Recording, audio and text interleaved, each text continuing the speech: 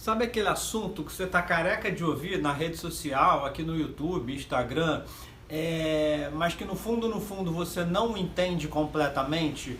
E quanto mais vídeos você assiste, mais você vê o mesmo ponto de vista, mas continua sem entender profundamente? Pois é, eu acho que esse assunto chama-se jejum intermitente. Então eu tô aqui não é para dizer mais do mesmo. Eu tô aqui para te fazer entender definitivamente como funciona o jejum intermitente, por que que ele tem tantos benefícios e o que que você pode esperar dele, o que que você pode sentir enquanto estiver no processo de se adaptar ao jejum intermitente. Por que que eu acho tão importante você entender como funciona o jejum intermitente? Principalmente por causa de adesão. Quando você entende o processo, quando você sabe o que está acontecendo no seu corpo, quando você sabe que sensações esperar, você entende isso melhor, você vive isso melhor e você aproveita a experiência. Você não vai ser surpreendido, você não vai ficar preocupado, você não vai falar assim, eu vou desmaiar na rua, eu vou passar mal, não vou conseguir fazer atividade física. Você vai saber exatamente o que está acontecendo com você.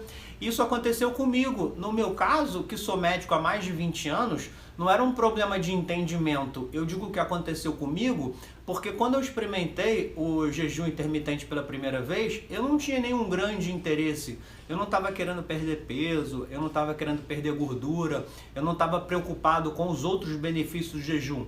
Eu queria apenas experimentar na pele as sensações que eu sabia que em teoria deveriam acontecer comigo. Então eu queria viver aquilo. Eu queria saber como o meu corpo iria se comportar em carência de energia imediata, se realmente o meu raciocínio ia ficar mais claro, se eu ia ter mais energia para algumas funções naturais que geralmente eu não tinha, se eu ia me sentir mal, se eu ia ter teto preto, se eu ia ter tonteira, como é que ia se comportar o meu humor, como é que ia se comportar o meu estômago. Então, fisiologicamente, eu sabia como isso tudo aconteceria, mas eu queria experimentar na prática. E foi tão bom que isso passou a fazer parte da minha vida. Mas sem enrolação, eu tenho uma analogia interessante que eu faço para explicar o jejum intermitente para os meus pacientes, que é o supermercado. Você imagina que o seu corpo tem células e as suas células precisam de nutrientes. Então imagina que essas células estão no supermercado. No supermercado, o que está na prateleira à altura dos olhos? Os carboidratos. Os carboidratos não requerem esforço. A célula vai lá, estica o braço, pega e bota no carrinho. Aonde estão as gorduras e as proteínas? Nas prateleiras de cima. Então você enxerga facilmente, a sua célula enxerga facilmente, mas ela não alcança. Requer um certo esforço para que ela chegue lá. Que esforço seria esse? Voltando aqui para a nossa analogia, ir lá atrás no depósito, pegar uma escada, chegar aqui, armar a escada e ir lá em cima botar a mão nas prateleiras mais altas. E aí eu te pergunto, se a prateleira de carboidratos que está na altura dos olhos estiver sempre cheia, alguma célula vai se dar o trabalho de ir lá atrás no depósito, pegar a escada, trazer aqui e armar para ir buscar o que está lá em cima? Não vai. Então, o primeiro princípio do jejum intermitente é esvaziar a prateleira dos carboidratos que está na altura dos olhos. Para quê? Para você exigir da sua célula o esforço de ir buscar a escada, trazer para cá, armar e buscar o que está lá em cima. No momento que a prateleira à altura dos olhos está vazia, ela é obrigada a fazer isso. E em sendo obrigada a fazer isso, ela tende a queimar gordura antes de proteína. A gordura é um excelente substrato energético. Ela é capaz de se transformar em energia. E isso não pode te surpreender, porque a gordura é a maneira que o nosso corpo vem usando para acumular energia ao longo de milhares de anos, de centenas de milhares de anos. Então, por que a surpresa de que a gordura é uma excelente fonte de energia? É assim que seu corpo armazena energia para épocas de vacas magras. Então, a gente só precisa dizer para ele, não vai ter carboidrato para você, vai lá queimar essa gordura. Numa situação mais extrema, em que há falta de carboidrato e de gordura, pode haver quebra de proteína para obtenção de energia. Aí seria quebra de músculo, não é interessante. Então, pessoas que têm jejuns muito prolongados, por exemplo, um acidentado, está perdido na mata, está dias sem comer, um largado e pelado, por exemplo, ele começa a ter queima de proteína, queima de massa muscular para obter energia. Não é o que a gente quer. A gente quer que o seu corpo queime gordura para obter energia. E aí você pensa, tá bom, quanto tempo é necessário de jejum para que o meu corpo comece a queimar gordura? Eu vou te dizer uma coisa, a gente tem reserva de carboidrato, para consumo imediato, para situações mais emergenciais, a gente tem o fígado com uma capacidade de produzir glicogênio, que seria um carboidrato de uso imediato para situações mais emergenciais, mas o fato é, a partir de 8, 12 horas, a gente já não tem mais reserva de carboidrato, então já seria o momento da gente começar a queimar gordura. Mas por que a gente costuma recomendar um jejum maior que 8, 12 horas? Primeiro porque 8 horas não é jejum, né? É o tempo que você dorme. Ninguém come dormindo, então não seria nem considerado um tempo de jejum. Até 12 horas não iria ter uma grande queima de gordura. Mas por que de 12 a 16 horas a gente começa a ter um aumento de queima de gordura? Vamos voltar para o supermercado? Você imagina que a sua célula, ela está olhando para a prateleira de carboidratos e ela viu que aquela prateleira está vazia. Só que essa célula é malandra. Ela sabe que quando aquela prateleira fica vazia, ela não demora muito tempo vazia.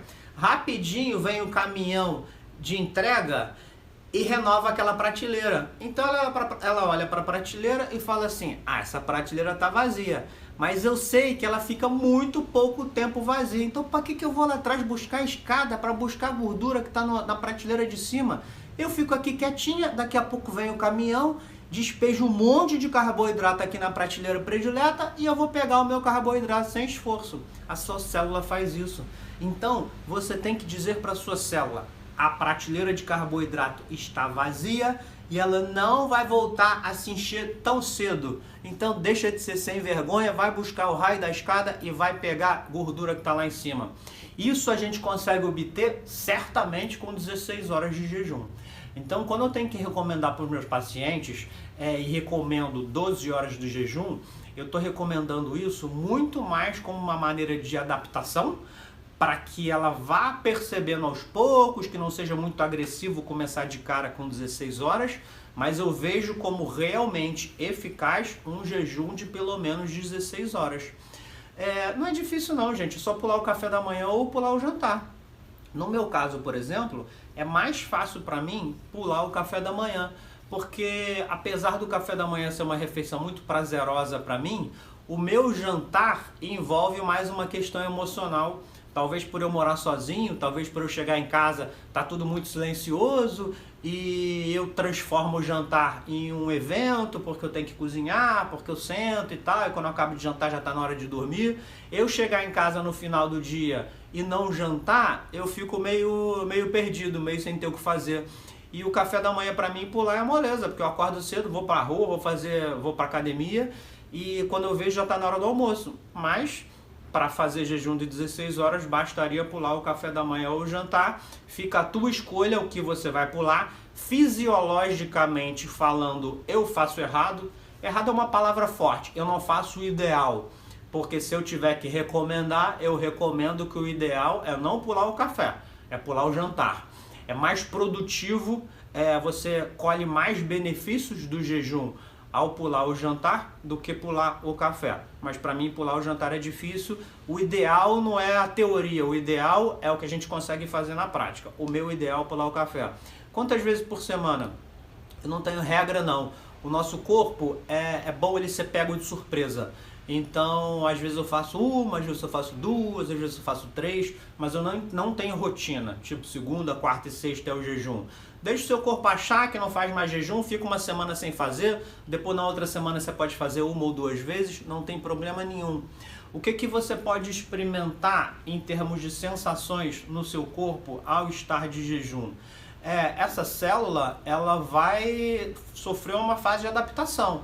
Imagina essa célula olhando para a prateleira do carboidrato vazia e pensando, caramba, está vazia, nunca vi essa prateleira vazia, o que será que está acontecendo? Será que vão encher isso rápido? Será que não vão? Será que eu vou ter que buscar lá a escada? Será que tem escada? Será que eu sei armar a escada? Então, durante esse processo de dúvida da célula, você pode experimentar. Às vezes uma sensaçãozinha de fraqueza, às vezes tontear um pouquinho, mas isso é muito curto, isso é muito autolimitado. Eu diria para você que talvez você possa experimentar isso na primeira semana.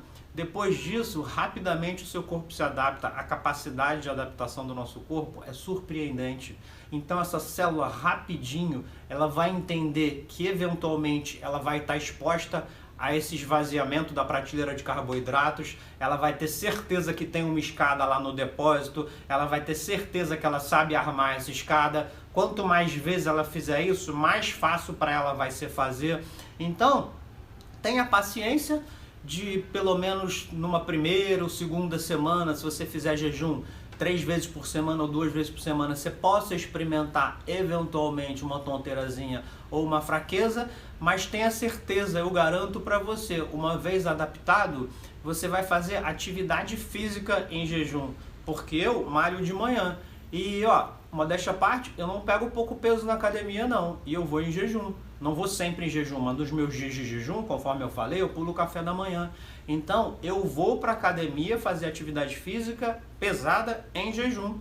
E não sinto nenhum tipo de fraqueza por estar em jejum. Talvez você possa experimentar uma alteração maior no seu rendimento para atividades de média e longa duração e mais do tipo aeróbica. Então, se você é corredor, por exemplo, e acorda de manhã e vai correr depois de um jejum de 12, 16 horas, provavelmente o seu rendimento vai ser pior. Não quer dizer que você vai ter tonteira, que vai cair duro durante a corrida, não. Mas se você está habituado a checar seus números, checar sua cadência, a distância, a velocidade e tal, você vai perceber que isso vai ser pior. Mas é uma questão de estratégia. Você não vai correr sempre em jejum. Você tira benefícios de ter um desempenho mais produtivo alimentado e tira benefícios também de ter um desempenho um pouco pior, porém em jejum. E esse desempenho principalmente se faz à custa de queima de gordura. É importante ressaltar que se você é corredor, se você faz atividade física aeróbica, ao fazê-la em jejum, mesmo que você aguente fazê-la de maneira intensa, fazer uma atividade de alta intensidade, não é ideal para colher os benefícios da lipólise, que é a queima de gordura. O ideal é que quando você vai fazer uma atividade física aeróbica estando em jejum, ela seja de moderada a baixa intensidade. Você otimiza a queima de gordura. A gente está falando aqui, não sou jogador de futebol, eu estou falando aqui sobre benefícios nesse momento do jejum intermitente. E a gente para pensar principalmente na queima de gordura, porque é o que eu falei até agora. Eu queria que você entendesse principalmente esse processo de queima de gordura, mas tem outros benefícios também intangíveis. São benefícios que você não vai perceber no seu dia a dia, mas eu garanto para você que são muito maiores do que queima de gordura. E o principal benefício que o jejum intermitente pode te trazer chama-se apoptose. Se você não me conhece, está me conhecendo agora e chegou até aqui nesse vídeo, você já viu que eu não abuso de termo técnico, eu quero que você entenda, não quero aqui mostrar conhecimento falando nomes difíceis. Mas a apoptose é fundamental ser dito, porque a apoptose seria uma limpeza do nosso organismo. A apoptose é o seu organismo limpar as células ruins, limpar as células que não estão funcionando bem, as células envelhecidas, as células com potencial de virem a funcionar mal. E que células têm potencial de vir a funcionar mal? Células que podem virar células malignas, que podem virar tumores. E aí, para te ensinar, para te explicar a apoptose, eu entro de novo nas metáforas que eu gosto de usar. E dessa vez eu não vou falar de supermercado, eu vou falar de despensa. Então você imagina que o seu corpo está sempre muito alimentado, então a despensa está sempre cheia. Se a despensa está sempre cheia, você abre o armário e pega tudo o que você precisa. Não precisa procurar muito, o que está ali na sua frente é o que você vai consumir. E à medida que você faz isso com frequência, pode ter uma lata de, sei lá, atum, que tá lá no fundo da prateleira que você mal olha para ela, porque a despensa tá sempre cheia, você pega as coisas que estão mais à frente. E aquela lata pode estar embolorando, pode estar dando um fungo, sei lá, um botulismo lá, alguma coisa desse tipo. E isso tá piorando, a lata tá ficando estufada e você nem olha para ela porque a sua despensa tá sempre cheia. O que vai acontecer quando essa lata tiver muito contaminada, muito fungo, muito bolor? Isso pode extrapolar da lata e pode contaminar toda a sua despensa. Sabe o que é isso? Câncer. É assim que funciona o câncer. E aí vamos voltar para a apoptose. O que acontece quando você está em jejum? A sua despensa fica vazia. No momento que a sua despensa fica vazia, você tem que aproveitar tudo que tem nela. Você vai ser obrigado, o seu corpo vai ser obrigado a ir lá no fundo da prateleira, observar aquela lata de atum e falar assim: ih, essa lata de atum aqui está chegando perto de acabar a validade, deixa eu consumir ela logo. Ou então você vai olhar para essa lata e vai falar assim: já passou da validade. Ou então você vai olhar para essa lata, vai ver que ela está estufada, vai fazer o quê? Vai jogar no lixo. Você não vai deixar essa lata podre estragar tudo que está na sua despensa. Então, o principal efeito para a sua saúde da apoptose decorrente do jejum é te proteger de câncer. Sensacional isso, né? A apoptose, em pleno funcionamento, ela te protege de câncer. E o jejum, por todas as razões que eu já te expliquei, te protege de apoptose. Então você tem noção de que uma medida simples na sua vida, como estabelecimento de jejum intermitente 2 ou 3 vezes na sua semana, pode te trazer saúde, porque vai te emagrecer, porque vai queimar depósitos de gordura, vai te desinflamar e ainda vai te proteger contra o câncer? Você tem ainda alguma dúvida de que vale a pena colocar isso na sua vida? Eu acho que não.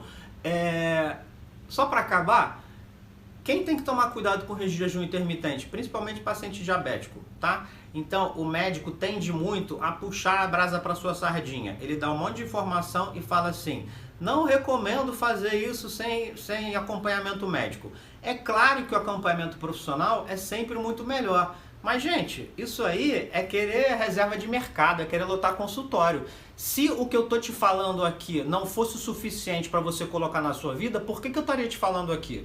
Então, eu não acho que todo mundo precise necessariamente de acompanhamento médico para experimentar o jejum intermitente. As pessoas que eu mencionei diabéticas, essas sim podem ter um grande problema se tentarem fazer jejum intermitente sem acompanhamento médico. Se você não tem nenhum problema de saúde, começa com um jejumzinho de 12 horas, mesmo sabendo que ele não é o ideal, apenas para o seu corpo ir se acostumando, e na segunda ou terceira semana passa para 16. 16 para mim é um número perfeito.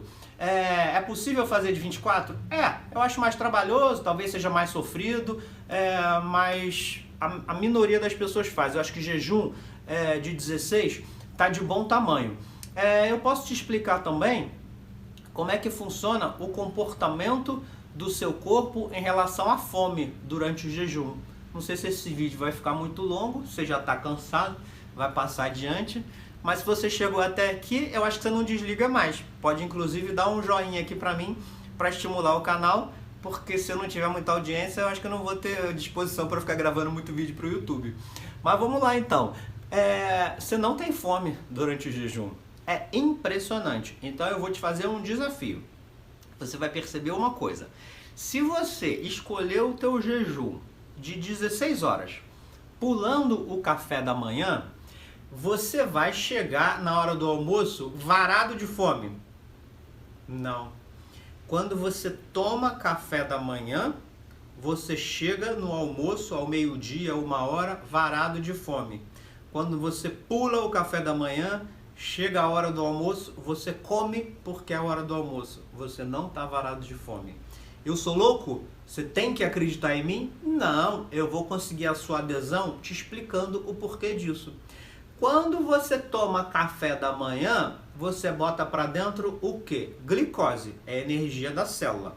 Então, após o café da manhã, a glicemia, que é o nível de açúcar no sangue, sobe. Quando sobe a glicose no sangue, o que é que sobe junto? Insulina. é aquele hormônio produzido pelo pâncreas que serve para pegar o açúcar que está no sangue e jogá-lo para dentro da célula.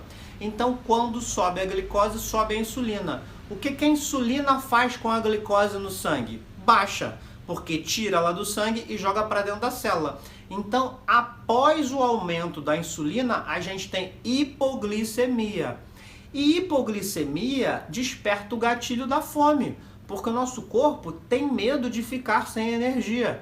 Então, quando ele percebe que houve uma queda abrupta do açúcar no sangue, ele quer que você coloque mais energia para dentro. Então, ele estimula o centro da fome no nosso cérebro, estimula a produção de alguns hormônios que fazem você ter fome. Por isso você tem fome. O seu corpo está dizendo, pelo amor de Deus, bota a glicose para dentro que eu estou com medo de ficar sem energia. Então, quando você tem alta e baixa de glicose, quando o gráfico da sua glicose se comporta dessa maneira, é que você tem fome. Se a sua glicose se comportar assim, você não tem nenhum grande estímulo para ter fome. E quando você está em jejum, a sua glicose fica assim. Ela não tem pico, e não tendo pico, ela também não tem fundo. Então você não tem fome. Vai por mim. Se você pular o café da manhã, depois que você tiver adaptado ao jejum, claro, 2, 3 semanas, quando você pular o café da manhã, você vai chegar na hora do almoço e vai comer porque está na hora do almoço. Você não vai estar desesperado por isso. E qual é a grande vantagem de você comer sem desespero? Você come apenas o necessário. Você não abusa, você escolhe com sabedoria o que você vai colocar no seu prato. Só para acabar, imagina que o nosso corpo está 16 horas sem glicose, que é o que ele mais precisa imediatamente, que ele tem mais afã por consumir. E aí depois de 16 horas, entra a glicose dentro dele. Ele está ávido por absorver aquela glicose. E se você tem absorção de glicose de uma maneira muito rápida, a gente chama alimentos que têm essa capacidade de alimentos com alto índice glicêmico, ele vai absorver muito. Então, é muito importante que a sua refeição de quebra de jejum seja uma refeição não muito rica em carboidratos, principalmente se o objetivo for emagrecimento e queima de gordura. Porque todo o carboidrato que vier nessa refeição de quebra de jejum vai ser muito avidamente absorvido pelo seu corpo.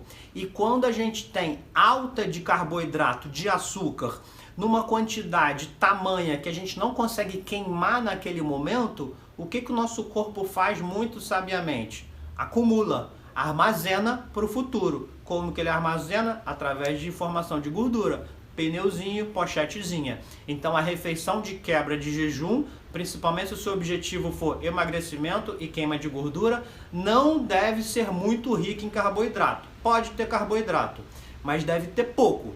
É importante que você priorize nessa primeira refeição gorduras e proteínas. Eu acho que eu já falei demais. Se tiver alguma dúvida, coloca aqui nos comentários. Se der ibope, se o assunto for interessante, eu continuo, se não, vou para outro assunto.